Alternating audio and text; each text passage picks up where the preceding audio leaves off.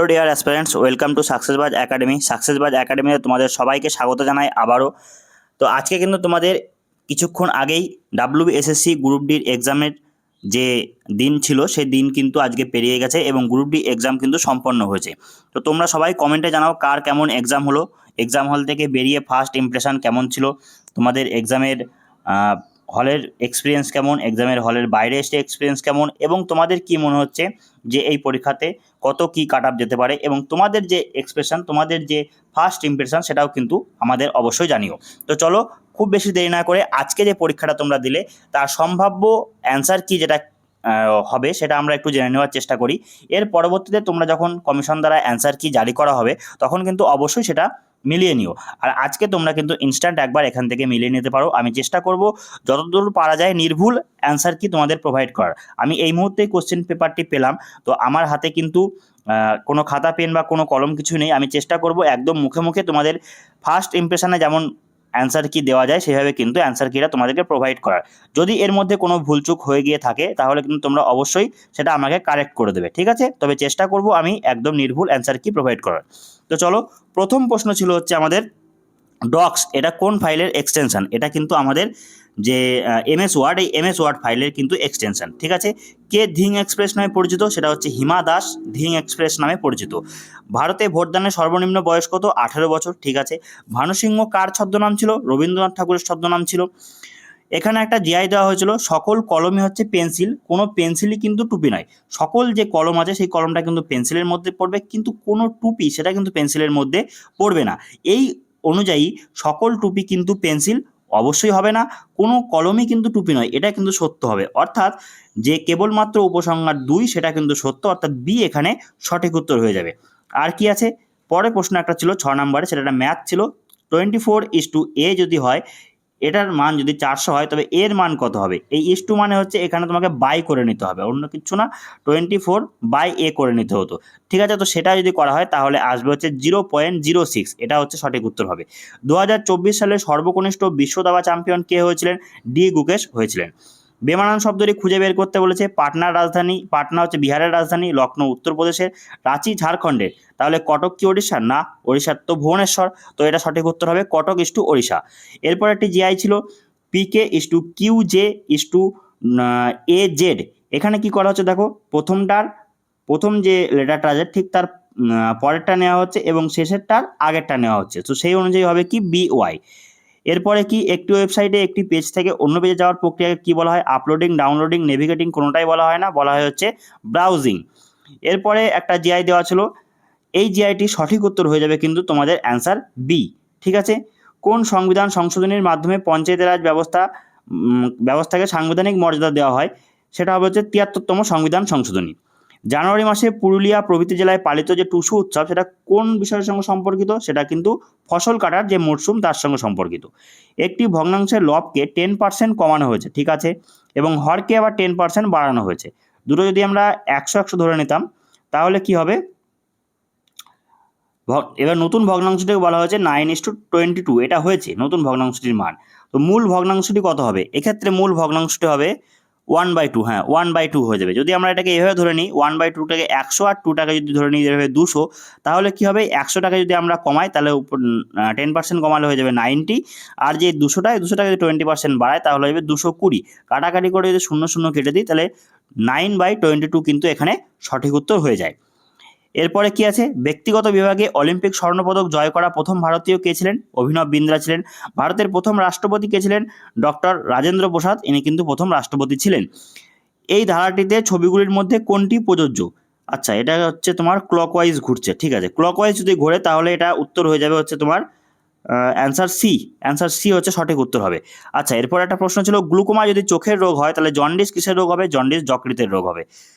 দুটি সংখ্যার লসাগু 156, গসাগু 13, সংখ্যা দুটি একটি 78 হলে অপর সংখ্যাটি কত? আমরা জানি কি লসাগু গণিত গসাগু সেটা হচ্ছে সংখ্যা দুটির গুণফলের সমান। সুতরাং এখান থেকে যদি সাজানো হয় 156 × 13 ডিভাইডেড বাই 78 করা হলে সঠিক উত্তর আসার কথা, এখানে কাটাকাটি করে 26, ঠিক আছে, 26 এখানে সঠিক উত্তর হয়ে যাবে। এরপরে কি ভারতের প্রথম মানচিত্রকে তৈরি করেছিলেন? প্রথম ভারতের মানচিত্র তৈরি করেন হচ্ছে জেমস রেনেল। এর পরবর্তীতে কি প্রশ্ন আছে দেখো, আমি কিন্তু এই প্রশ্নগুলো তোমাদের একদম সম্ভাব্য যতটা সঠিক উত্তর দেওয়া যায় সেই উত্তর কিন্তু আমি প্রোভাইড করার চেষ্টা করছি। তারপরে যদি আমার কোনো ভুল হয়ে থাকে সেটা কিন্তু তোমরা আমাকে অবশ্যই কারেক্ট করে দিও, ঠিক আছে? বলছে 5টা সংখ্যা দেওয়া আছে, সেই 5টা সংখ্যার গড় হচ্ছে এক্স। আচ্ছা 5টা সংখ্যা কি 2 3 5 5 5 10 10 17 17 আর 13 17 30 থাকে, ঠিক আছে? 30টা আর এখানে 5টা, এর গড় তাহলে কত হবে? গড় হয়ে যাবে হচ্ছে তোমাদের 6 6 হবে হচ্ছে গড়।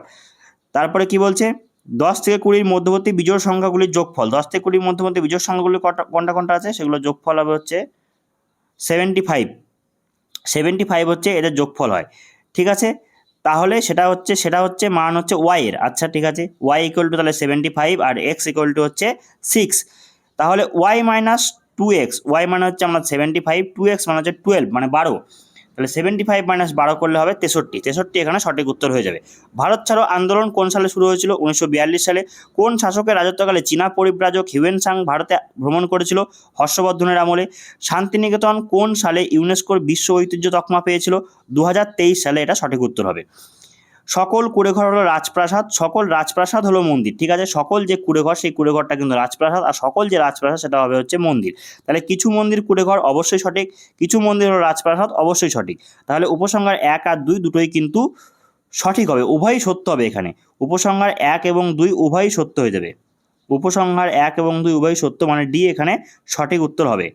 কিছু মন্দির হচ্ছে, আবার একবার দেখে নিই, কিছু মন্দির হচ্ছে কুড়েঘর, কিছু মন্দির কুড়েঘর। আচ্ছা কিছু মন্দির সেটা হচ্ছে কুড়েঘর, এখানে হচ্ছে সকল কুড়েঘর সেটা হচ্ছে রাজপ্রাসাদ, সকল রাজপ্রাসাদ সেটা হচ্ছে মন্দির। তাহলে কিছু মন্দির অবশ্যই, হ্যাঁ এখানে উপসংহার 1 এবং 2 উভয়ই সত্য হবে, ঠিক আছে? সুন্দরবন অর্থাৎ ডি উত্তর হচ্ছে, এখানে ডি উত্তর হচ্ছে উপসংহার 1 এবং 2 উভয়ই সত্য, সি কিন্তু নয়। সুন্দরবন কোন ধরনের বনভূমি? ম্যানগ্রোভ বনভূমি, ঠিক আছে। ভারতের মুখ্য নির্বাচন কমিশনারকে কে নিয়োগ করেছিলেন? রাষ্ট্রপতি নিয়োগ করেছিলেন। অর্জুন পুরস্কার কোন ক্ষেত্রের জন্য প্রদত্ত হয়? অর্জুন পুরস্কার কিন্তু প্রদত্ত হয় খেলাধুলার ক্ষেত্রে, ঠিক আছে। পি কিউ এর গড় হচ্ছে 35, তাদের যোগফল কত হবে? পি এবং কিউ এর গড় 35, অর্থাৎ দুটো সংখ্যা বলেছে, দুটো সংখ্যার গড় 35 বলেছে, 2 দিয়ে গুণ করে দিলে হয়ে যায় 35 × 2 মানে হচ্ছে 70। আচ্ছা এরপরে কি বলছে? এ ইস টু বি মানে এত, বি ইস টু সি মানে এত, সি ইস টু ডি মানে হচ্ছে এত, তো এ ইস টু ডি মানে কত হবে? আচ্ছা এ ইস টু ডি মানে হবে হচ্ছে এখানে 21:10। এটা কিন্তু সঠিক উত্তর হবে, 21:10 এটা কিন্তু তোমাদের সঠিক উত্তর হয়ে যাবে। 31-এরটা কি? একটি ব্যক্তি নির্দিষ্ট পরিমাণ অর্থ ব্যাংকে 10 বছরের জন্য জমা রেখেছিলেন, সেই সময় তার দ্বিগুণ হয়, তাহলে ওই সময় সরল সুদের হার কত ছিল? আচ্ছা 10 বছরের দ্বিগুণ হয়ে যায়, মানে 10 বছরে যদি আমি 100 ধরে নিতাম তাহলে এর সুদটা হবে হচ্ছে আবার 100, তার মানে 10 10 কে 100, সুতরাং 10% কিন্তু এখানে সঠিক উত্তর হবে। কম্পিউটার চালুর প্রক্রিয়া কি বলা হয়? খুবই ট্রিকি কোশ্চেন ছিল, এই একটা কোশ্চেন ছিল যেখানে অনেকে ফাঁসবে। শাটডাউন একেবারে নয়, হাইবারনেট একেবারে নয়, এই বুটিং আর লগিং এখানেই অনেকে কিন্তু ফাঁসবে। এখানে সঠিক উত্তর হবে কিন্তু বুটিং, বুটিং এখানে সঠিক উত্তর হবে। 200 টাকার কত শতাংশ হলো? 35 টাকা। 200 টাকা 17%, এটা কিন্তু 35 টাকা, 17কে 2 দিয়ে গুণ করলে কিন্তু 35 হয়।